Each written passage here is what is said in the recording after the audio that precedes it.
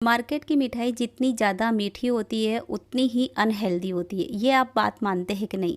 दोस्तों, आज हम बनाएंगे कम से कम बजट में एक ऐसी मिठाई जिसे खाने के बाद आपको मार्केट की मिठाई की बिल्कुल भी याद नहीं आने वाली है। बहुत ज़्यादा टेस्टी बनती है और कम से कम खर्चे में बनेगी। तो सबसे पहले मैं आपको बता दूं कि ये काजू कितने हैं। ये 250 ग्राम काजू है। इसमें से मैं 50 ग्राम निकाल लूँगी क्योंकि मुझे 200 ग्राम ही काजू चाहिए, जितना मैंने इसका मेजरमेंट रखा है। तो 200 ग्राम काजू को हम भारी तले की एक कढ़ाई लेंगे, मोटे पेंदे की या फिर नॉन स्टिक कढ़ाई। उसके अंदर हम थोड़ा सा घी डालेंगे और काजुओं को भून लेंगे। काजुओं को हमें कलर चेंज होने तक भूनना है। जैसे ये भून जाएंगे उसके बाद हमें इसे पकाना है। तो पहले इस पे डार्क स्पॉट्स आने देते हैं धीमी आंच पे, तेज़ आंच पे जलाना नहीं है। और कढ़ाई आपको मोटे पेंदे की ही लेनी है। अब इन काजुओं को पकाने के लिए मैंने 1 कटोरी भर के दूध लिया है। दूध डालने के बाद धीमी आंच पे ही हमें इसे पकाना है। तो जब तक उबाल नहीं आती है तब तक मिलाते हैं और उसके बाद हम इसे कुछ देर के लिए धीमी आंच पे सॉफ्ट होने के लिए छोड़ देते हैं। अब हम क्या करेंगे, 5 से 6 इलायची लेंगे। इलायची से इस मिठाई में बहुत अच्छा टेस्ट आता है। साथ ही हमारी मिठाई एकदम खुशबूदार बनती है, बहुत अच्छी बनती है।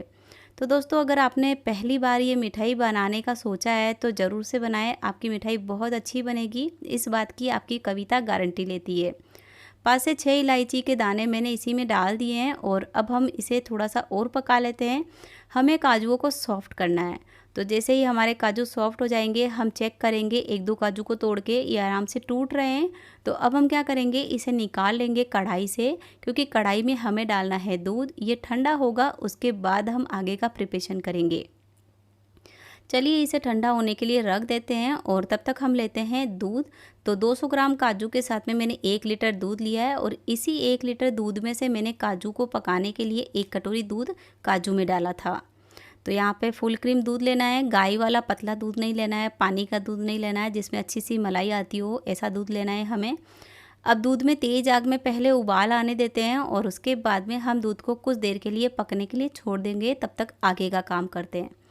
तो दोस्तों, अगर आप भी सोच रहे हैं कि भाई मार्केट की मिठाई अनहेल्दी तो होती है पर देखने में बहुत सुंदर लगती है, टेस्टी भी लगती है, तो इसी तरह की एक ऐसी मिठाई मैंने आपके लिए खास बनाई है जिसे खाने के बाद आपको मार्केट की मिठाई की बिल्कुल याद नहीं आने वाली।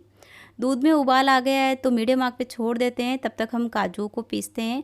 दूध को हमें क्योंकि हमने 1 कटोरी निकाल लिया था काजू को पकाने के लिए, तो दूध को हमें इतना पकाना है कि सिर्फ आधा लीटर दूध रह जाए, बाकी का दूध वो पक जाए। तो यहाँ पे दूध पकता है तब तक हम काजुओं को पीसते हैं। काजू काफ़ी सूखे सूखे हो रहे हैं तो अब हमें दूध ऐड नहीं करना है, हमें डालना है पानी। तो मैंने यहाँ पे आधी कटोरी पानी डाला है और पानी डाल के एकदम महीन सा पेस्ट बना लेंगे। अगर आपको ये मिठाई दानेदार चाहिए तो आप इसमें थोड़ा काजू का दाना रख लीजिए, नहीं तो मेरी तरह एकदम स्मूथ कर सकते हैं। चेंजमेंट आप अपने हिसाब से कर सकते हैं दोस्तों, अगर आपको शेप पसंद नहीं है या फिर मिठाई में थोड़ा दाना चाहिए तो। पेस्ट बन गया है और दूध भी हमारा थोड़ा सा पकने को तैयार है, पर थोड़ा सा और पका लेते हैं। अभी ये आधा लीटर जितना नहीं हुआ है। अब देखिए, अब ये आधा लीटर जितना हो गया है तो हम क्या करेंगे, इसके अंदर डालेंगे ये पेस्ट जो कि हमने बनाया है। गैस बिल्कुल धीमा है और धीमी आंच पे ही हमें ये पेस्ट डालना है, नहीं तो काजू क्या जाते ही बंधने लग जाता है। थोड़ा सा केयरफुली जल्दी जल्दी कीजिएगा आप ये वाला काम, या तो चम्मच से मिला दीजिए। मुझे लगता है चम्मच से ये नहीं मिलेगा तो मैं क्या करूँगी, इसे फेंट लूँगी एकदम बढ़िया सा।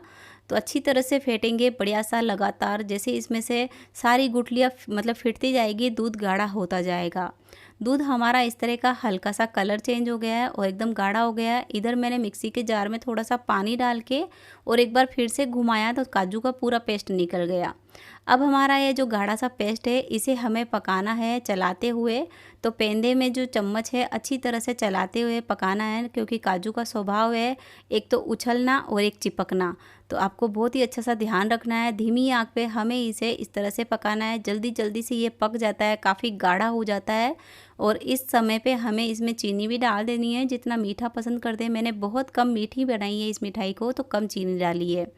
इलायची हमने पहले से ही डाल दी है और अब इसे लगातार चलाते रहेंगे। कुछ ही देर में आप देखेंगे काफ़ी गाढ़ा होने लग जाता है दूध और ये काजू का पेस्ट। तो अब हम क्या करेंगे, थोड़ा सा ढक्कन को तिरछा रखते हुए इस पर ढक्कन लगा देंगे, क्योंकि इसके काफ़ी छींटे लग रहे हैं तो जलने का भी डर रहता है। इसी बीच आप चाहे तो खाना वगैरह बना लीजिए। अगर आपको ऐसा लग रहा है कि भाई बोर हो रहे हैं लगातार चलाते चलाते, तो कुछ देर के लिए इसे आप इसे छोड़ दीजिए, ये ठंडा हो जाएगा, उसके बाद भी पका सकते हैं। अब जब इतना गाढ़ा हो गया है तो हम इसमें 1 चम्मच देसी घी डालेंगे, क्योंकि काजू काफ़ी सूखा होता है, ज़्यादा इसमें चिपचिपाहट नहीं होती, ये घी नहीं होता है बादाम की तरह। तो हम क्या करेंगे, इसके अंदर 1 चम्मच घी डालेंगे, घी डाल के फिर से पकाएंगे। और आप देख रहे हैं इसका कलर भी चेंज होता जाता है जैसे जैसे ये पकता है। और ये काफ़ी मतलब कि अभी भी मुझे काफ़ी गीला सा लग रहा है, तो मैं इसे इस तरह से लगातार चलाते हुए पकाऊंगी। तो कुछ टाइम के लिए बच्चों को दे दिया था मैंने चम्मच, कुछ टाइम के लिए मैंने भी चलाया है, और देखते ही देखते मिठाई बन जाती है। इस मिठाई को मैंने 5 साल पहले बनाया था अपनी बेटी के लिए, रक्षाबंधन के लिए, और एक बार फिर से बना रही हूँ। उम्मीद करती हूँ कि आपको बहुत पसंद आएगा। अब ये पेस्ट काफ़ी गाढ़ा हो गया है और कढ़ाई से भी हटने लगा है, तो हम क्या करेंगे, इसमें 1 चम्मच घी और डालेंगे। 2 चम्मच घी में आप देखेंगे कितनी सारी मिठाई बन जाती है। और काजू तो हमें डालना ही है। वैसे केवल दूध से बनाते हैं मलाई के मतलब कि दूध वाली मिठाई, तो उसमें काफ़ी टाइम लग जाता है और काफ़ी ज़्यादा दूध भी लगाना पड़ता है। तो यहाँ पे मैंने क्या किया है, 1 चम्मच घी भी डाल दिया है, और उसके बाद इसे चलाएंगे। और हर समय हमें धीमी ही रखनी है या फिर मीडियम कर देनी है आँच को, बस तेज़ नहीं करना है। इसी बीच अगर आपका ये पेस्ट पेंदे में लग जाए गलती से भी, तो इस पेस्ट को आप निकालिए। जला हुआ हिस्सा बाहर निकालने के बाद फिर से इस पेस्ट को कढ़ाई में डाल के पकाए, और कढ़ाई नॉन स्टिक ले लीजिए या फिर मोटे पेंदे की लीजिए। मैंने पूरा ध्यान रखा है कि ये पेंदे में ना लगे।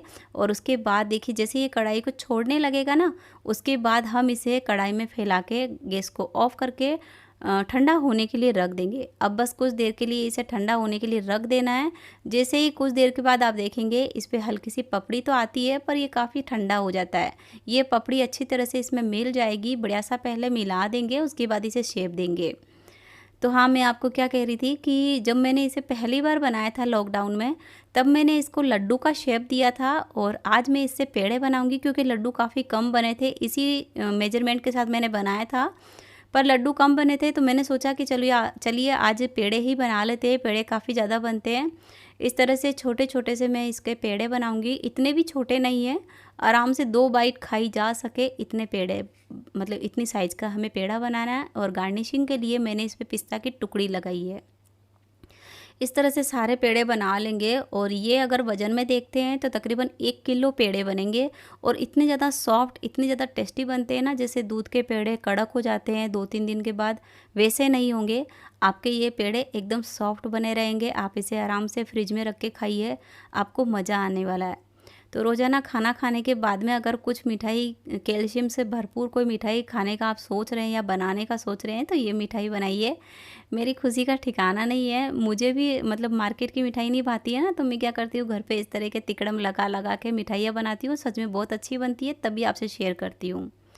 तो दोस्तों हमारी मिठाई बनकर रेडी हो गई है, पर अभी बहुत ज़्यादा सॉफ्ट है, तो कुछ देर के बाद में मैं आपको बताऊंगी। अगर आप यहाँ तक पहुँचे हैं तो तहे दिल से आपका शुक्रिया, और वीडियो को लाइक ज़रूर कीजिए। कुछ देर बाद में आप देख रहे हैं थाली खाली हो गई है और हमारी सॉफ्ट सी मिठाई बन गई है। तब तक के लिए बाय बाय।